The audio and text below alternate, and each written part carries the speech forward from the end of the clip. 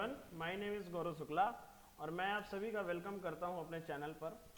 और मैंने पिछली क्लास के ऊपर आपको फ्रेंच रेवोल्यूशन का पार्ट 1 कंप्लीट किया था और उसमें मैंने ओवरव्यू बताया था इस चैप्टर का।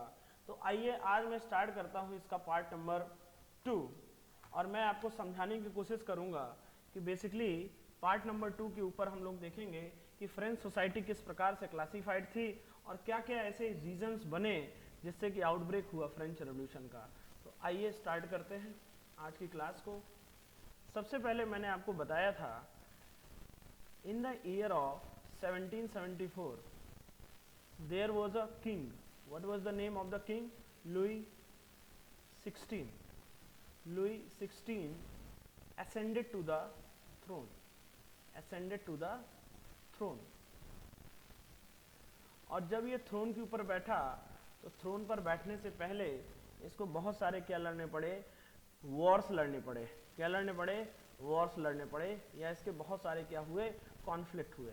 और आपको मालूम है कि अगर कॉन्फ्लिक्ट होगा या वॉर होगा तो इससे क्या होगा? एक्सपेंडिचर होगा। क्या होगा? एक्सपेंडिचर होगा।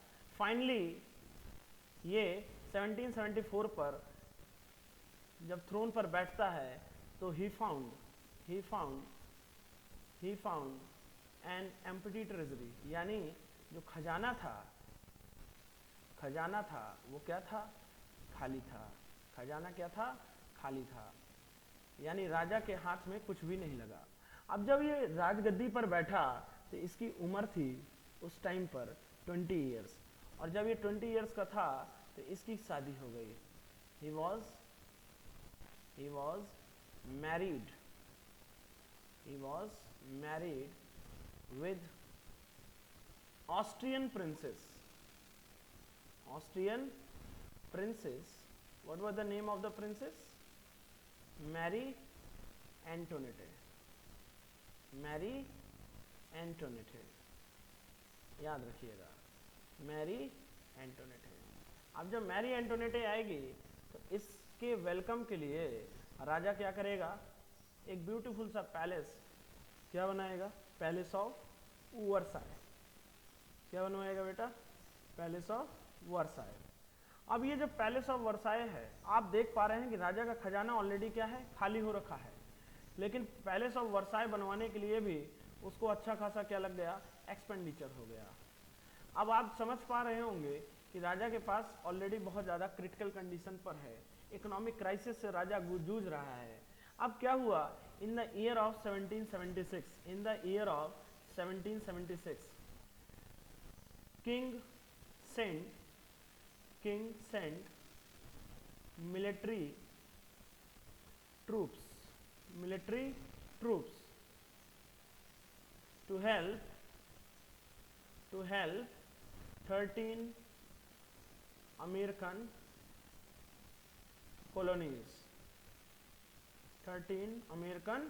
colonies against the common enemy। What was the name of the enemy? The Britain के खिलाफ राजा ने क्या किया? अपनी सेना को भेजा। अब आपको मालूम है कि जब राजा की सेना वहां पर जाएगी तो फिर से क्या होगा?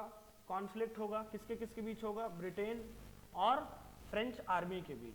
तो इस कॉन्फ्लिक्ट में लगभग उसके ऊपर जो खर्च आ गया वो कितना आ गया?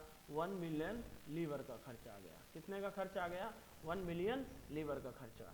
अब आप देख पा रहे हैं कि राजा यहाँ पर किस चीज से गुजर रहा है? राजा गुजर रहा है इकोनॉमिक क्राइसिस से। किस चीज से गुजर रहा है? अगर मैं इसको एक वर्ड दूं तो raja is suffering from economic crisis. अब राजा जब इकोनॉमिक क्राइसिस से गुजरेगा तो आपको मालूम है कि एक राजा को अपनी आर्मी को क्या करना होता है? आर्मी को सैलरी देना होता है। He has to run various universities, उसको बहुत सारी यूनिवर्सिटीज चलानी होती है। He has to pay the salary to their administrative officers, उसको बहुत अपने एडमिनिस्ट्रेटिव ऑफिसर्स को भी क्या देनी होती है? सैलरी देनी होती है। तो आप जैसा कि यहाँ पर देख रहे हैं कि राजा इकोनॉमिक क्राइसिस से गुजर रहा है। अब राजा जब इकोनॉमिक क्राइसिस से गुजर रहा है तो राजा को ये बात समझ में नहीं आई कि मैं क्या करूं। तब राजा ने क्या किया? राजा ने यहाँ पर मोर देन 2 बिलियन लीवर का क्या कर लिया, कर्ज लिया। लीवर बाय द वे क्या है, करेंसी है। तो आप एक चीज बोल सकते हो कि राजा इन डेप्थनेस पर आ चुका है, राजा कर्ज पर आ चुका है। अब राजा को समझ में नहीं आ रहा है कि मैं क्या करूं, कैसे इस प्रॉब्लम को से अपने आप को क्या करूं, सॉर्ट आउट करूं। तो अब राजा क्या करेगा, राजा ने आगे क्या किया, ध्यान से सुनिएगा। तो राजा ने सोचा कि मुझको क्या करना चाहिए, कुछ टैक्सेस को क्या करना चाहिए, इंक्रीज करना चाहिए। कुछ टैक्सेस को इंक्रीज करना चाहिए और कुछ नए टैक्सेस को इम्प्लीमेंट करना चाहिए। क्या करना चाहिए, इम्प्लीमेंट करना चाहिए। तो कुछ नए टैक्सेस को मैं क्या करूंगा, इम्प्लीमेंट करूंगा और कुछ जो टैक्सेस है उनका क्या कर दूंगा, रेट बढ़ा दूंगा।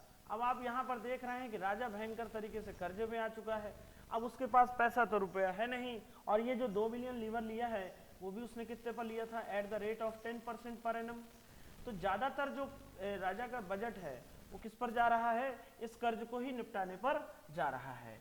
अब आपको मैं एक छोटी सी बात बताना चाहूंगा कि जो टैक्स का जो सिस्टम है, ये जो टैक्स का सिस्टम है ये किस पर लगाया जा रहा है। अगर मैं थोड़ा सा आपको बताने की कोशिश करूं तो जो फ्रांस की जो सोसाइटी है वो बेसिकली एक ओल्ड रिजाइम वर्ड यूज किया जाता है।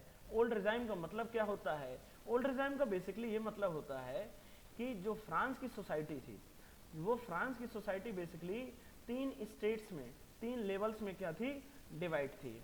कौन कौन से लेवल थे आपने पढ़ा होगा। तो 3 लेवल थे, कौन कौन से, आइए बनाते हैं।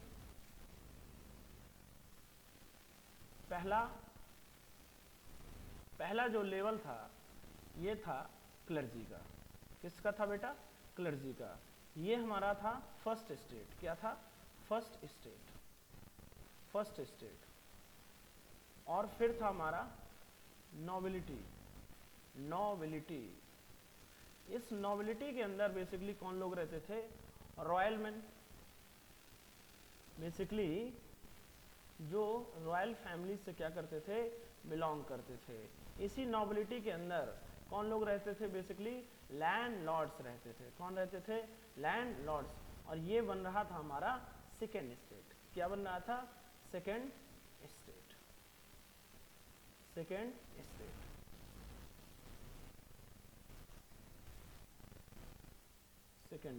सेकेंड मैं इसको इरेज कर लेता हूं थोड़ा सा।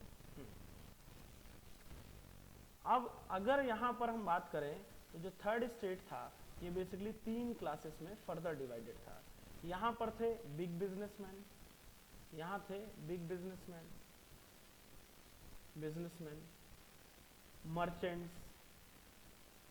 Merchants, lawyers, professors. फिर यहां पर सेकेंड स्टेट में कौन था, इसके नीचे कौन था थर्ड स्टेट पर, यहां पर थे पीजेंट्स एंड आर्टिजन्स, चित्रकार वगैरह, ठीक है। और यहां पर आते थे पुअर पीजेंट प्लस यहां पर आते थे लैंडलेस लेबर। एनसीईआरटी कहती है कि ये जो बनी बनाई व्यवस्था है, ये जो बिफोर 1789 पर थी, इसी को एनसीईआरटी कहती है। ये जो सोशल हायरार्की है जिस पर फ्रांस पर 3 स्टेट्स पर या 3 लेवल्स पर क्या किया गया है, उनको डिवाइड किया गया है। ये है हमारा थर्ड स्टेट, ये है हमारा सेकेंड स्टेट, ये है मेरा थर्ड स्टेट। इस बनी बनाई व्यवस्था को ही क्या बोला जाता है, ओल्ड रिजाइम बोला जाता है। क्या बोला जाता है, ओल्ड रिजाइम। और ये बेसिकली कब थी, बिफोर 1789।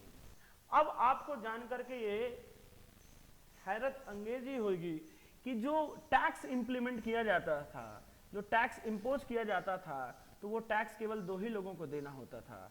किसको, मतलब इन लोगों को टैक्स नहीं देना होता था। क्लर्जी एंड नोबिलिटी को टैक्स नहीं देना पड़ता था, क्योंकि इस क्लास को बोला जाता था प्रिविलेज क्लास। अब प्रिविलेज क्लास का क्या मतलब होता है, प्रिविलेज क्लास का मतलब होता है कि ऐसी क्लास जिसके पास कुछ क्या हो, स्पेशल राइट्स हो। स्पेशल राइट्स हो। ये स्पेशल राइट्स इनको कहां से मिले थे बेटा? ये स्पेशल राइट्स मिले थे इनको बाय बर्थ। क्या थे ये स्पेशल राइट्स? कि ये स्पेशल राइट्स थे कि दे वर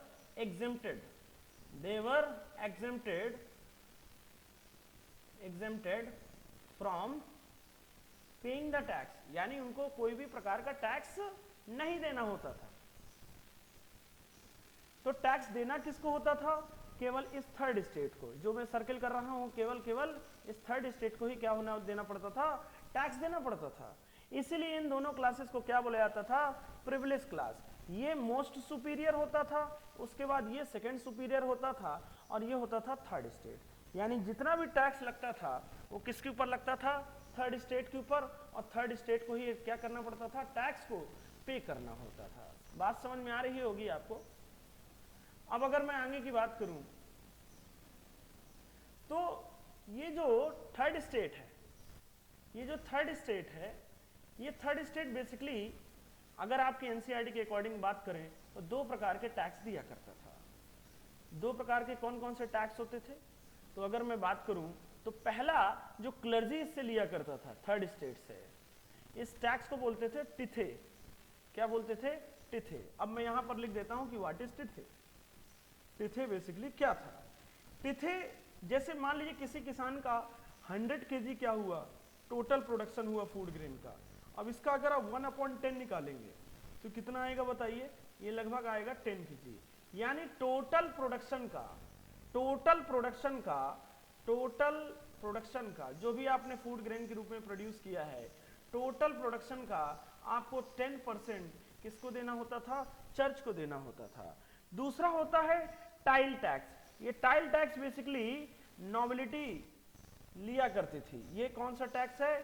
टाइल टैक्स। ये टाइल टैक्स क्या होता था? एक डायरेक्ट टैक्स होता था। डायरेक्ट टैक्स क्यों होता था? क्योंकि ये आपको किसी भी कमोडिटी, जो भी आप कमोडिटी को परचेज करते थे, उस पर ये डायरेक्ट टैक्स आपको देना होता था। फॉर एग्जाम्पल मैंने क्या किया, एक 25 रुपए का मार्कर परचेज किया, तो इस 25 रुपए के मार्कर के ऊपर क्या लिखा रहता है? Inclusive of all the taxes, यानी इसके ऊपर पूरा का पूरा जीएसटी वगैरह सब क्या होता है? बिल ऐड होता है। तो ये जो डायरेक्ट टैक्स होता है ये किसको जाता है? हमारी भारत सरकार को। इसी प्रकार का जो टाइल टैक्स होता था कि जैसे कि आपने सॉल्ट परचेज किया, आपने टोबैको परचेज किया, आपने ब्रेड परचेज किया, ये सारा के ऊपर डायरेक्टली आपको क्या होना देना पड़ता था? स्टेट को टैक्स देना ही देना पड़ता था। यानी आप देख पा रहे हैं कि यहां पर आपको ये जो दो क्लास है इनको क्या मिला हुआ है? कुछ स्पेशल राइट्स मिले हुए हैं। और अगर मैं प्रिविलेज क्लास की बात करूं तो पहला स्पेशल राइट तो इनको ये था कि इनको टैक्स नहीं पे करना होता था। अगर दूसरी बात करें तो इनके लिए जो जस्टिस सिस्टम था वो भी बिल्कुल क्या था? अलग था। कैसे थे अलग? बता रहा हूं। देखिए फॉर एग्जाम्पल कि इस लैंडलेस लेबर के बच्चे ने किसी को किल कर दिया, और वहीं पर नोबिलिटी यानी लैंडलॉर्ड के बच्चे को भी क्या कर दिया? लैंडलॉर्ड के बच्चे ने भी किसी को किल कर दिया। अब दोनों लोग किसके सामने बुलाए जाते थे? राजा के सामने बुलाए जाते थे, क्योंकि राजा के ही पास क्या होता था? जुडिशियल पावर होता था। अब राजा क्या करता था कि जो लैंडलॉर्ड का बच्चा होता था इसको भेज देता था क्लर्जी के पास, यानी फादर डिसूजा के पास। फादर डिसूजा में एक इमेजिनरी कैरेक्टर यूज कर रहा हूं। तो फादर डिसूजा कहता था कोई बात नहीं, तुझसे माफ, मैं तुझे तेरी गलती से, गुनाहों से तुझे आजादी दूंगा। और क्रिश्चियनिटी के अंदर एक बहुत अच्छा सिस्टम होता है, क्या होता है? कन्फेशन करना। तो वहां पर कन्फेशन कर दिया जाता था और होली वाटर स्प्रिंकल कर दिया करता था। कौन? फादर डिसूजा इस लैंडलॉर्ड के बच्चे में, और कह देता था जाओ तुम्हारे आज से सारे सिन क्या करता हूं मैं? माफ करता हूं। अब जब वहीं पर बात करते थे लैंडलेस लेबर के बच्चे की, तो ये लैंडलेस लेबर के बच्चे को कहां पर भेज दिया करता था? वो बेस्टाइल के अंदर भेज दिया जाता था। यानी अगर आप यहां पर देखेंगे तो यहां पर जो जस्टिस सिस्टम था वो राजा का, वो भी क्या था? बेढंगा था। पूरा का पूरा जस्टिस सिस्टम की अगर हम बात करें वो क्या था? पूरी तरीके से बेढंगी थी। तो अब मैं आपको एनसीईआरटी पर ले चलता हूं कि एनसीईआरटी बेसिकली क्या कहती है। तो देखिए आइए स्टार्ट करते हैं आज की क्लास। जो आपकी एनसीईआरटी में था ये बेसिकली मैं आपको माइंड मैप बता रहा था अभी तक। तो मैंने यहां तक आपको बेस्टाइल फोर्ट तक आपको समझा दिया था। अब आप देखिए यहां पर क्या लिखा हुआ है? French society during the late 18th century. और फ्रेंच की सोसाइटी बेसिकली इन तीन स्टेट्स में ही क्या थी? डिवाइड थी। इसी को क्या बोला जाता है, ओल्ड रिजाइम बोला जाता है। मैंने अभी अभी आपको बताया कि ओल्ड रिजाइम बेसिकली कितने स्टेट्स में डिवाइड थी, 3 स्टेट्स में। पहले स्टेट में क्या होता था, क्लर्जी। क्लर्जी बेसिकली क्या होती थी, प्रीस्ट क्लास होती थी। क्या होती थी, प्रीस्ट क्लास। इसके अंदर फादर वगैरह होते थे, जो चर्च के पादरी होते हैं वो बेसिकली क्लर्जी के अंदर होते थे।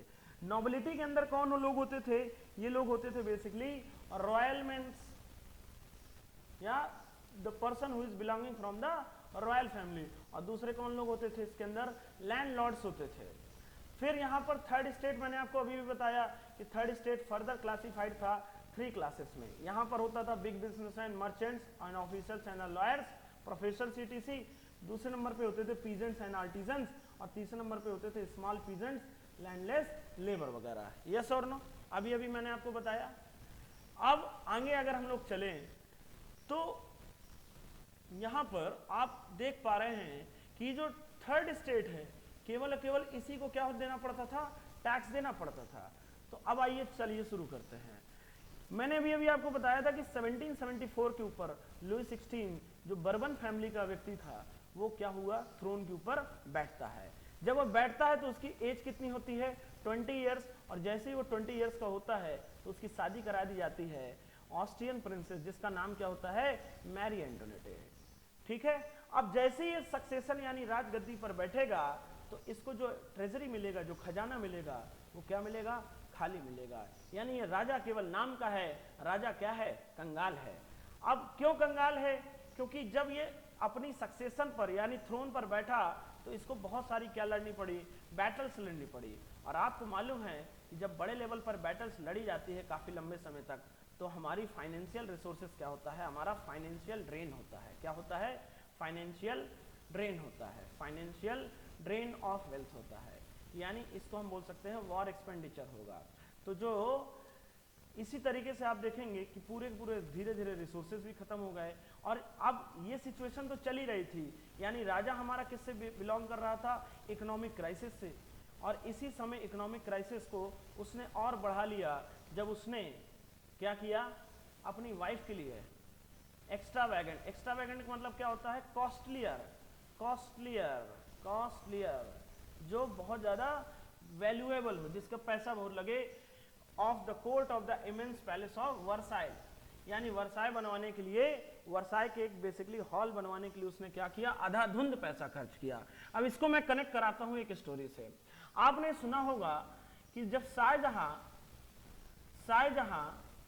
क्या करा रहा था, आगरा का ताजमहल बनवा रहा था। किसके लिए बनवा रहा था, अपनी मरी हुई बेगम जिसका नाम था मुमताज बेगम। तो इस मुमताज बेगम के लिए जब वो महल बनवा रहा था, ताजमहल, तो उस टाइम पर आगरा के अंदर भयंकर क्या फेमनाइन फैला हुआ था सॉरी, क्या फैला हुआ था, फेमनाइन फैला हुआ था, यानी भीषण अकाल पड़ा हुआ था। लोगों के पास खाने को नहीं था, लोगों के पास खाने को नहीं था। और उस टाइम पर ये महोदय क्या कर रहे थे, अफगानिस्तान से मार्बल मंगवा करके क्या करा रहे थे, ताजमहल को निर्माण करा रहे थे। तब ये जब सिचुएशन है, ये जब आउट ऑफ कंट्रोल होते हुए देखा औरंगजेब ने, तो औरंगजेब ने अपने ही पिताजी के खिलाफ बगावत करते हुए अपना राज सिंहासन अपने हाथ में लिया और शाहजहां को किसमें भेज दिया, जेल के ऊपर भेज दिया। तो वही चीज यहां पर कर रहे हैं कि नवाबी देखिए आप, इनकी पैसे इनके पास है नहीं, ये कर्ज ले रखे हुए हैं। 2 बिलियन लीवर का भी आपको बताया मैंने, इन्होंने कर्ज ले रखा 10% पर एनम पर इन्होंने अपना क्या ले रखा है, कर्ज ले रखा है। उसके बावजूद भी अपनी पत्नी के लिए क्या बनवा रहे हैं, पैलेस बनवा रहे हैं भाई साहब। क्या बनवा रहे हैं, पैलेस बनवा रहे हैं। और उस टाइम पर भयंकर इकोनॉमिक क्राइसिस से गुजर ही रहे थे, तब इनके अंदर ये आया कि मुझको 13 अमेरिकन कॉलोनीज की क्या करना चाहिए, हेल्प। अरे तुझको क्या जरूरत थी, पागल आदमी, जब तेरे पास ऑलरेडी इकोनॉमिक क्राइसिस हो रखा है तो तुझको क्या जरूरत थी 13 अमेरिकन कॉलोनीज की हेल्प करने के लिए। तो इन द ईयर ऑफ 1776 अपनी आर्मी भेज दिया कि जाओ हेल्प करो। ठीक है, किस लिए हेल्प करो, ताकि अमेरिका को इंडिपेंडेंस मिल जाए, आजादी मिल जाए। किससे, जो कॉमन एनिमी है, कौन, क्या नाम है, ब्रिटेन। और इतना करने पर आप बताइए, जब वॉर होगी तो वॉर एक्सपेंडिचर होगा, क्या होगा, वॉर एक्सपेंडिचर होगा। और जब वॉर एक्सपेंडिचर होगा तो कितना वॉर एक्सपेंडिचर आया, लगभग 1 बिलियन लीवर का आ गया। यानी राजा पहले से कर्ज पे है, राजा और कर्ज में डूबता जा रहा है और राजा अब भयंकर कर्ज पे आ रहा है। इस सिचुएशन को हम क्या बोलते हैं? इंडेप्टनेस आप बोलते हैं। क्या बोलते हैं? इंडेप्टनेस। राजा ने मोर देन 2 बिलियन लीवर का क्या ले रखा है? कर्ज ले रखा है। मोर देन 2 बिलियन लीवर का क्या ले लिया? कर्ज ले लिया। कितने पर ले लिया? Eight the rate of 10% per annum. तो यहां पर आप देख पा रहे होंगे कि to a depth that had already risen to more than 2 billion livres at the rate of how many percent? 10%। जिन लेंडर्स ने इसको दिया था उन्होंने इसको कितना लिया? 10%। यानी अगर आप यहाँ पर देखेंगे तो फ्रेंच गवर्नमेंट को ज़्यादातर ज़्यादा अपना जो पैसा है, बजट है, वो किस पर देना पड़ रहा है? देना पड़ रहा है किस पर? केवल इसके इंटरेस्ट पेमेंट के लिए। अब आपको मालूम, मैंने अभी बताया कि राजा को क्या चलाना होता है? बहुत प्रकार की यूनिवर्सिटीज को चलाना होता है, राजा को अपनी प्रजा को भी सैलरी देना होता है, राजा को आर्मी भी चलानी होती है। तो जब ये बहुत सारी चीजें होती हैं तो आप बताइए, तो राजा अपने पास पैसा, जब राजा के पास नहीं है तो राजा अपने पैसे को क्या करेगा? कैसे पैसे को लाएगा? कैसे एक्सपेंसेस को अपने फुलफिल करेगा? तो राजा ने अपने दिमाग में एक आइडिया सोचा। क्या सोचा राजा ने? यहाँ पर देखिए कि अपने रेगुलर एक्सपेंसेस को फुलफिल करने के लिए, अपनी आर्मी को मेंटेन रख पाने के लिए, कोर्ट को मेंटेन रख पाने के लिए, गवर्नमेंट ऑफिसेस को, यूनिवर्सिटीज को मेंटेन करने के लिए उसको मजबूरन क्या बढ़ाना पड़ गया? टैक्स बढ़ाना पड़ गया। अब आप बताइए, yet even this major means होता है solution, would not have be sufficient. यानी सफिशिएंट का मतलब होता है जो सॉल्यूशन लिया गया वो प्रॉब्लम का सॉल्यूशन पूरी तरीके से था नहीं। अब यहां पर देख रहे हैं कि फ्रेंच सोसाइटी बेसिकली 3 स्टेट्स पर क्या थी? डिवाइड थी। ये first state that is priest class, that is clergy, second state and third state. और केवल ये टैक्स को किसको पे करना होता था? इस थर्ड स्टेट को, क्योंकि ये जो क्लर्जी है, नोबिलिटी है, ये होती थी प्रिविलेज क्लास। प्रिविलेज क्लास का मैंने अभी भी मतलब बताया कि ऐसी क्लास जिनके पास क्या हो? कुछ स्पेशल राइट्स हों। क्या क्या स्पेशल राइट्स थे? कि they were exempted from paying the taxes. Clergy और नोबिलिटी को किसी प्रकार का टैक्स देना नहीं होता था, तो ये क्या थे? एग्जेम्प्टेड थे बेसिकली। अब यहाँ पर ये जो आप सिस्टम ऑफ हायरार्की देख रहे हैं, यानी सोसाइटी का जो डिविडेशन देख रहे हैं, clergy, nobility and third state, इसी को बेसिकली हम लोग क्या बोलते हैं? इसी को बोला जाता है ओल्ड रिजाइम। ये बनी बनाई जो व्यवस्था है सोसाइटी की, इसी को क्या बोला जाता है? Old regime. और ये ओल्ड रिजाइम कब तक बनी रही? Before the year of 1789। जब 14 जुलाई 1789 को ये फ्रेंच रेवोल्यूशन हुआ, उसके बाद आप देखेंगे कि 1791 के ऊपर जब नेशनल असेंबली अपने हाथों में पावर को लेगी तो ये ओल्ड रिजाइम पूरी तरीके से समाप्त हो जाएगी और सोसाइटी के अंदर क्या स्टैब्लिश हो जाएगा? इक्वालिटी स्टैब्लिश हो जाएगा। क्या स्टैब्लिश हो जाएगा? इक्वालिटी स्टैब्लिश हो जाएगा। अब society was the part of feudal system. What is the meaning of feudal system? Feudal system basically सामंतवादी व्यवस्था को बोलते हैं। सामंतवादी व्यवस्था क्या होती है? आइए मैं समझाने का प्रयास करता हूँ। सामंतवादी व्यवस्था क्या होती थी? सामंत बेसिकली हम बोलते थे जो कई गांवों को क्या होता था? सरपंच होता था। तो बेसिकली कई गांवों का सरपंच बेसिकली हम यहाँ पर अपने समझने के लिए क्या ले सकते हैं कि लैंडलॉर्ड। ये लैंडलॉर्ड क्या होता था? टैक्स लेने वाला। और एक होता था बेसिकली पीजेंट। ये पीजेंट क्या होता था? टैक्स पेई। ये टैक्स को पे करने वाला होता था। ये टैक्स पेई होता था और ये टैक्स को लेने वाला होता था। इसको टैक्स देना होता था और इसको टैक्स लेना होता था। ये जो बनी बनाई व्यवस्था है इसी को बेसिकली क्या बोलते थे? फ्यूडल सिस्टम बोलते थे, सामंतवादी व्यवस्था बोलते थे, जिसमें एक टैक्स लेता था और एक टैक्स देता था। तो यानी आप देख पा रहे होंगे यहाँ पर मैंने आपको जैसा कि बताया कि थर्ड स्टेट को 2 प्रकार के टैक्स उस समय पर लग रहे थे। कौन कौन से टैक्स लग रहे थे? कि जो क्लर्जी है वो क्लर्जी इस थर्ड स्टेट के ऊपर एक प्रकार का टैक्स लगा रहा था, दैट इज तिथे। तिथे का मतलब होता है टोटल प्रोडक्शन पर आपको 10% क्या देना पड़ेगा? चर्च को देना पड़ेगा। और नोबिलिटी बेसिकली नोबिलिटी एक प्रकार का दूसरा टैक्स ले रही थी जिसको मैंने क्या बताया? टाइल। ये किसी भी कमोडिटी को खरीदने पर जो डायरेक्ट टैक्स लगता था उसको हम क्या बोलते थे? टाइल टैक्स बोलते थे। क्या बोलते थे? टाइल टैक्स बोलते थे। तो यहाँ पर आप देख पा रहे होंगे कि ये पूरी की पूरी जो सोसाइटी है ये बिफोर 1789 जिसे हम ओल्ड रिजाइन बोल रहे हैं, यहाँ पर यहाँ पर सोसाइटी और क्या होते थे, इंस्टीट्यूशंस होते थे, बड़े बड़े इंस्टीट्यूशन जैसे चर्च, और चर्च को रेगुलेट करने वाला क्या, क्लर्जी वगैरह, ये सारा कुछ रहता था। अब यहाँ पर अगर आप एक चीज देखेंगे तो यहाँ पर मैं आपको एक चीज बताऊं तो clergy, nobility, big businessman, merchants, artisans, इन सबको मिलाने के बावजूद भी ये लोग केवल पॉपुलेशन का कितना बन रहे थे, 10%, और मेजॉरिटी ऑफ द पॉपुलेशन जो पीजेंट्स की बन रही थी वो कितनी परसेंट थी, 90%। जैसा कि आप समझ पा रहे होंगे अगर कल को क्रांति होगी तो 90% लोग ये भारी पड़ेंगे किस पर, इन 10% लोगों पर, क्योंकि इनका नंबर ऑफ क्या है, ज्यादा है। तो यहाँ पर लिखा हुआ है कि 90% पॉपुलेशन किसकी मिलकर के बनी हुई थी, पीजेंट्स की मिलकर के बनी हुई थी, और स्मॉल नंबर ऑफ देम, उसमें से 90% लोगों में से केवल कुछ ही लोगों के पास खुद का क्या होता था, लैंड होता था। ज्यादातर लोग कैसे होते थे, लैंडलेस लेबर होते थे। लैंडलेस लेबर बेसिकली क्या करता था, लैंड लॉर्ड से लीज पर लैंड लेता था। लीज पर का मतलब क्या होता है, किराए पर लैंड लेता था, और साल भर उसके ऊपर क्या करता था, मेहनत करता था। अब आपने देखा होगा कि गांव के अंदर एक बेसिकली व्यवस्था होती है बटाई सिस्टम, उसके ऊपर वो साल भर मेहनत करता है और जो भी टोटल प्रोडक्शन होता है उसका 50% वो लैंडलॉर्ड को देता है और 50% अपने पास रखता है। तो आप यहाँ पर देख रहे होंगे कि जो 60% लैंड है उसमें से कुछ ही लैंड किसके पास है, इन लोगों के पास है। बाकी के लैंड किसके पास है, नोबल्स यानी रॉयल फैमिली के पास है, चर्च के पास है। Richer member of the third state, richer member of the third state कौन है, देखिए यहाँ पर ये बिग बिजनेसमैन, मर्चेंट्स, इन लोगों के पास क्या है, ज्यादातर अमाउंट ऑफ लैंड है, बाकी तर ज्यादातर लोग क्या है, लैंडलेस ही हैं। अब आप देखेंगे कि जो पहली दो क्लासेस हैं जिनको हम प्रिविलेज क्लास बोल रहे हैं, पहली है क्लर्जी और दूसरी है nobility, enjoyed certain privileges. My dear friend, what is the meaning of privilege? Privilege का मतलब होता है some extra rights, some extra rights. ये extra rights इसको कहाँ से मिले हुए थे, by birth मिले हुए थे। क्या थे extra rights, जैसे they were exempted from paying the tax, इनको टैक्स नहीं देना होता था।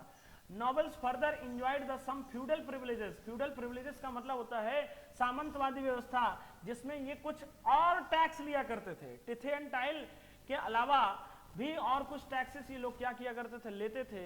और feudal dues they were extracted from peasants, यानी टोटल खेती के ऊपर जो भी प्रोडक्शन होता था उस पर ये लैंडलॉर्ड क्या किया करता था, पीजेंट से क्या किया करता था, लगान वसूला करता था। जैसे आपने एक मूवी देखी होगी लगान, उस पर क्या होता था, बेसिकली जो ब्रिटिशर्स होते थे वो लोगों से क्या करते थे, किसानों से लगान को वसूला करते थे।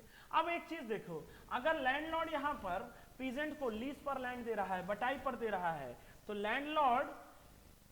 लैंडलॉर्ड के बहुत सारे उसको क्या करने होते थे, वर्क करने होते थे, ऑड जॉब्स करनी होती थी। ऑड जॉब्स कैसे का मतलब, जैसे उसको घर के उसके ऊपर घर में क्या करना होता था, पानी लाना होता था, फ्रूट्स लाना होता था, बहुत प्रकार की उसको सर्विसेज करना होता था। अब अगर आप यहाँ पर देख पा रहे होंगे तो मैं जैसा कि इसको जूम आउट कर देता हूँ, यहाँ पर एक क्या बैठा हुआ है, ये फैटमैन बैठा हुआ है, ये बेसिकली क्या है, लैंडलॉर्ड है। ये बेसिकली क्या है, लैंडलॉर्ड है। यहाँ पर आपको दिख पा रहा होगा कि ये बेसिकली क्या है, ये जो बैठा हुआ है ये क्या है, लैंडलॉर्ड है, और ये क्या है, ये इसका सर्वेंट है। ये बेसिकली कौन है, ये लैंडलेस लेबर है। ये साल भर क्या करता है, खेतों के ऊपर काम करता है और अपने मालिक को क्या लाता है, वो हर चीज लाता है, जैसे ग्रेन्स लाता है और क्या लाता है, इस ग्रेन्स के साथ साथ उसके लिए मनी लाता है, ठीक है, और क्या लाता है, और इसके लिए फ्रूट्स लाता है, हर वो चीज लाता है जो इसको जरूरत है। और ये जो मालिक है, ये जो व्यक्ति बैठा हुआ है फैटमैन, ये व्यक्ति कहता है और ला, और लाता जा, और कभी भी इसके प्रति किसी भी प्रकार की ग्रेसफुल तरीके से यानी दया की भावना से इसकी तरफ नहीं देखता है। आप जैसा कि यहाँ पर दिखा है, this poor fellow brings everything, grain लाता है, अनाज लाता है, इसको मेहनत करके देता है, फ्रूट्स लाता है, मनी लाता है, सैलेड लाता है। The fat lord sits there, वो हमेशा बैठा रहता है और कहता ला और ला, accept it all, he does not even care to grace him with a look, यानी दया के प्रति एक भी भावना से इसको नहीं देखता है कि नहीं तू बहुत अच्छा कर रहा है। एनसीईआरटी इस लैंडलॉर्ड को किस तरीके का रिप्रेजेंट कर रही है, स्पाइडर की तरीके का, और ये जो व्यक्ति है ये क्या है, फ्लाई है। जैसा कि आप यहाँ पर देखें तो एनसीईआरटी ने बहुत ब्यूटीफुल तरीके से यहाँ पर एक्सप्रेस किया हुआ है कि ये क्या है, मकड़ी का जाला बना हुआ है। ये क्या बना हुआ है, मकड़ी का जाल बना हुआ है। अब इस मकड़ी के जाल में, ये जो मकड़ी का जाल बनाया है किसने बनाया है, स्पाइडर ने। और इस मकड़ी के जाल में अगर एक बार फ्लाई फंस जाए, एक बार मक्खी फंस जाएगी, तो वो जितना प्रयास करेगी निकलने का, वो कभी भी निकल नहीं पाएगी। इस तरीके का सिस्टम चल रहा है कहां पर, फ्रांस के अंदर। फ्रांस के अंदर जो लैंडलेस लेबर है, जो थर्ड स्टेट के लोग हैं, बेसिकली पुअर पीजेंट्स, उनकी हालत क्या हो चुकी है, बहुत ज्यादा खराब हो चुकी है। और उसके बावजूद भी राजा उन पर क्या बढ़ाना चाहता है, टैक्स बढ़ाना चाहता है। तो आप देखिए जैसे कि यहां पर तो लिखा है peasants were obliged to render, render means to give their service to the Lord.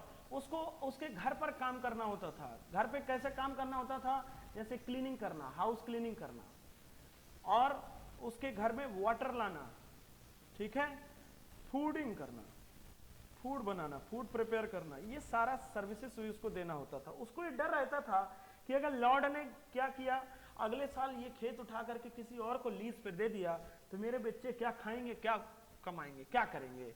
और उसको फील्ड्स के ऊपर भी काम करना होता था, आर्मी के ऊपर भी काम करना होता था, और उससे बिल्डिंग रोड्स भी बनवाई जाती थी।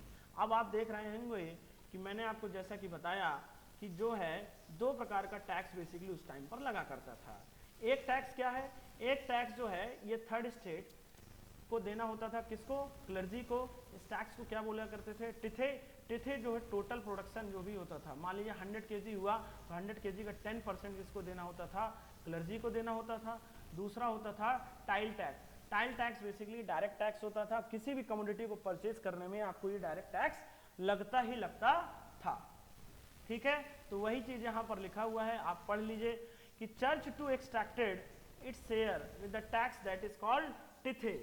और ये टिथे किसको देना होता था, पीजेंट्स को देना होता था। किस चीज पर देना होता था, इस पर ये होता था।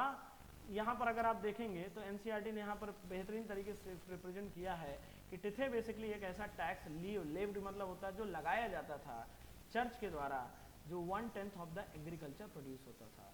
यानी अगर किसी किसान ने मान लीजिए 10 केजी प्रोड्यूस किया, तो 10 केजी का 1/10 कितना हुआ, 1 केजी। किसका टैक्स का, ये हो गया क्लर्जी का। अब टाइल जो है टैक्स, ये डायरेक्टली देना होता था किसको, स्टेट को, यानी वो राजा को जाता था। किसको जाता था, राजा को जाता था। और यहाँ पर देखिए लिखा भी है कि ये एक प्रकार का टाइल क्या होता था, डायरेक्ट टैक्स होता था, जो किसी भी आर्टिकल को जो एवरीडे कंजम्पशन के लिए खरीदना पड़ता था। जैसे सॉल्ट खरीदेंगे तो उस पर डायरेक्ट टैक्स लगता था, टोबैको खरीदोगे तो उसके ऊपर डायरेक्ट टैक्स लगता था। तो कहने का मतलब क्या है कि पूरा का पूरा जो टैक्स लगता था वो किस पर लगता था, only and only third state. और जो पहली दो स्टेट्स थी वो एग्जेम्प्टेड थी, मतलब उनको छूट मिला हुआ था।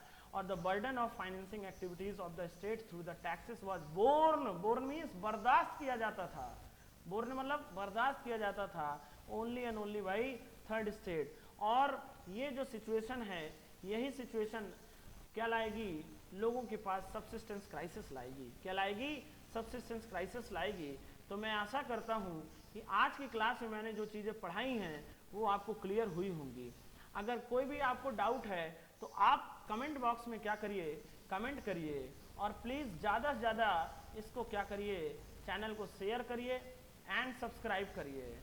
और आप मुझे कमेंट पर बताइए कि मुझे किस चीज़ का, आप साइंस का वीडियो चाहते हैं, 9-10 का साइंस का वीडियो चाहते हैं, कि 11th का फिजिक्स चाहते हैं, कि एसएसटी की ये जो सीरीज़ है 9-10 की इसको कंटिन्यू चाहते हैं, प्लीज़ मुझे बताइएगा ज़रूर। तब तक के लिए अपना ध्यान रखिए। जय हिंद, वंदे मातरम।